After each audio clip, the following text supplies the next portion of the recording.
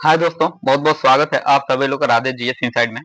और इस वीडियो के माध्यम से हम लोग बिहार लोक सेवा आयोग के तहत जो सहायक शिक्षा विकास पदाधिकारी अर्थात किसका एईडीओ एईडीओ की जो वैकेंसी आई है, इसके हम लोग सिलेबस को देखेंगे। हालांकि इस वीडियो में अमूमन हम लोग केवल जीएस की बात करेंगे, लेकिन मोटा मोटी हम लोग देख लेते हैं कि मतलब इसमें और कौन कौन से सब्जेक्ट को शामिल किया गया है। सभी लोगों को पता गया होगा कि केवल एक ही दिन इसका पेपर होगा। एक दिन कहने का मतलब कि केवल एक तरह से इसका प्री केवल होगा, मेंस कोई एग्जाम नहीं होगा। तो मेंस प्री के तहत ही एक तरह से इसमें एक अधिकारी बनने का एक अच्छा सुनहरा मौका मौका है। तो देखिए, पहले इसमें तीन होंगे, इसमें कितने तीन पेपर।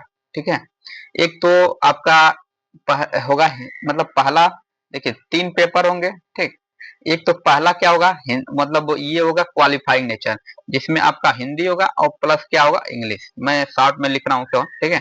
देखिए, हिंदी में आएंगे आपके 70 प्रश्न, ठीक, और ये इंग्लिश में आएंगे 30 प्रश्न। लेकिन इसमें मिनिमम आपको पास करने के लिए कम से कम 23 या कम से कम 24 मानिए, हाँ 24 तो चाहिए ही चाहिए। और इंग्लिश जो 30 प्रश्न है, इसमें आपको चाहिए कम से कम 9 प्रश्न। ये 24 क्या है, प्रश्न है। ठीक है, अगर जितना आप लोग इसमें मतलब जो क्वालिफाइंग नेचर का प्रश्न है, अगर जो इसमें आ गया तभी आगे की जो कापियां होंगी चेक होंगी। और ये और जो नहीं आया तो हालांकि ये मेरिट में नहीं जोड़ेंगे। इसके जो प्रश्न है, ये जो मतलब क्वालिफाइंग नेचर का है, जो हिंदी और इंग्लिश का, ये मेरिट में मतलब नहीं बनेंगे, इसको जोड़ा जाएगा, लेकिन ये इसको पास करना बेहद जरूरी है।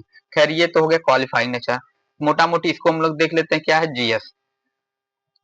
ओ सॉरी, जीएस नहीं, हाँ पहले तो जीएस को हम लोग बाद में बात करेंगे, क्योंकि उसको में थोड़ा डिटेल में देखेंगे हम लोग उसका पीपीटी के माध्यम से। तो देखिए, इसमें क्या है ना, जी एक दूसरा पेपर होगा, इसमें होगा आपका क्या, दूसरा पेपर, और ये तीसरा। देखिए, दूसरा पेपर में क्या होगा, दूसरा में होगा कि ये आपका मैथ होगा।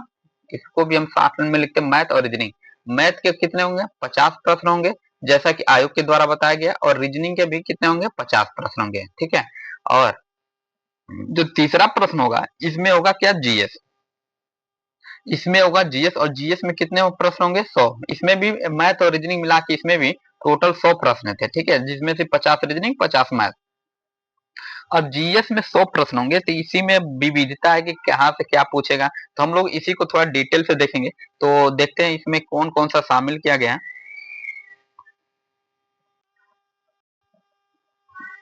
देखिए, जीएस को देखिए, पाठ्यक्रम क्या दिया है, पाठ्यक्रम को, हाँ दिया है पाठ्यक्रम।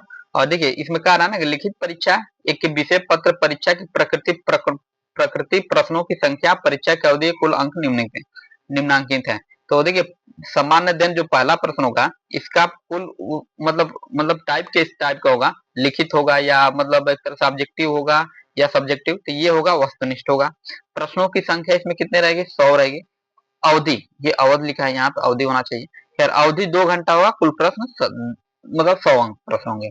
अब देख लेते हैं इसमें क्या क्या डिफाइन किया है आयोग के द्वारा, ये मतलब डिफाइन किया गया है क्या क्या सिलेबस। कह रहा है कि सामान्य विज्ञान। तो देखिए, 100 प्रश्न है, तब विज्ञान से मान के चलिए कि कम से कम 15 प्रश्न तो होंगे ही, क्योंकि बिहार का जो भी एग्जाम होता है उसका फेवरेट सब्जेक्ट है ये सामान्य विज्ञान। ठीक है, तो 15 प्रश्न मान के चलिए। उसके बाद राष्ट्रीय तथा अंतर्राष्ट्रीय महत्व की समसामयिक घटनाएं, अतः सीधे सीधे बोले तो क्या है, ये करंट अफेयर है। ठीक है, ये क्या है, करंट अफेयर, ये हो गया। उसके बाद भारत का इतिहास तथा बिहार के इतिहास की प्रमुख विशेषताएं। तो सीधे सीधे बोलिए कि भारत का इतिहास और बिहार का इतिहास, तो दोनों का इतिहास हो गया। फिर क्या करें, सामान्य भूगोल।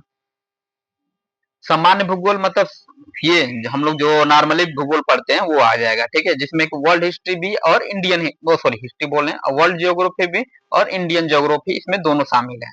फिर कह रहे हैं बिहार के प्रमुख भौगोलिक प्रभाव तथा यहाँ की महत्वपूर्ण नदियां। तो बिहार की जितने भी मतलब भौगोलिक प्रकृति दृश्य हैं, या उनकी जो नदियां हैं, उनके पठार हैं, भौगोलिक यहाँ पे लिखा है ना, भौगोलिक प्रभाव। तो जो नदियां हैं, पठार हैं, कौन से खनिज कहाँ मिलते हैं, ये सब सारी चीजें उसमें आ जाएंगी। ठीक है, और दूसरा है कि भारत की राज्य व्यवस्था और आर्थिक व्यवस्था। तो सीधे बोलिए यहाँ भारत की राज्य व्यवस्था अर्थात पॉलिटी, और आर्थिक व्यवस्था अर्थात इकोनॉमिक्स, ये तीन दोनों दोनों यहाँ सम्मिलित हैं। फिर आजादी के पश्चात बिहार की अर्थव्यवस्था के प्रमुख परिवर्तन। तो आजादी के बाद से बिहार में जो परिवर्तन हुए हैं और अर्थव्यवस्था में। हालांकि कुछ ज्यादा परिवर्तन हुआ नहीं है बिहार में, लेकिन फिर भी जो भी हुआ है, कुछ नए जो सकारात्मक कदम है उनको यहाँ पे मतलब वहां से प्रश्न पूछ सकते हैं यहाँ पे, ठीक है। फिर कह रहा है भारत का राष्ट्रीय आंदोलन तथा इसमें बिहार का योगदान को जांचने वाले प्रश्न। तो भारत का एक राष्ट्रीय आंदोलन होगा, जैसे कि ज्यादातर ये प्रश्न राष्ट्रीय आंदोलन वहां से होते हैं, जैसे कि 1905 के बाद से ज्यादातर राष्ट्रीय आंदोलन माना जाता है, ठीक है। तो और उसके बाद बिहार का योगदान, तो बिहार के इसमें मतलब क्या क्या बिहार के योगदान है। तो मतलब ज्यादातर जो भी प्रश्न होगा ना, देखिए जब स्पेशली बिहार को डिफाइन कर दिया ना, तो जो भी प्रश्न बनेंगे ज्यादातर बिहार से ही होंगे, ठीक। तो ये तो खैर हो गया, अब जो सूचना है वो बता देते हैं। तो देखिए इस चैनल पे हम लोग डेली 100 प्रश्नों की प्रैक्टिस करेंगे, जिसमें कि यूथ कंपटीशन, प्लेटफॉर्म का, एडुटेरिया का, और मतलब जितने भी बड़े अच्छे केजीएस का भी ले लेंगे इसमें हम लोग, ठीक है। जितने भी बड़े बड़े चैनल हैं अच्छे, जिनकी टेस्ट सीरीज आती हैं, तो इस सभी को हम लोग टेस्ट सीरीज के माध्यम से इस पे मतलब एक एक डेली एक एक टेस्ट सीरीज को सॉल्व करेंगे। क्या है कि देखिए किसी भी एग्जाम को कितना भी तैयारी कर लें, जब तक हम लोग मतलब उसको जांचने का मतलब हमारी तैयारी किस स्तर पे गई है, उसको जांचने का सबसे अच्छा तरीका होता है टेस्ट सीरीज ही। तो इसलिए हम लोग इस पे एक डेली एक एक टेस्ट सीरीज सॉल्व करेंगे। और अभी तक आप लोग चैनल को सब्सक्राइब नहीं किए हैं तो सब्सक्राइब कर लीजिए, ताकि जब भी वीडियो डाला जाएगा तो उसका नोटिफिकेशन आप लोग को मिल जाएगा।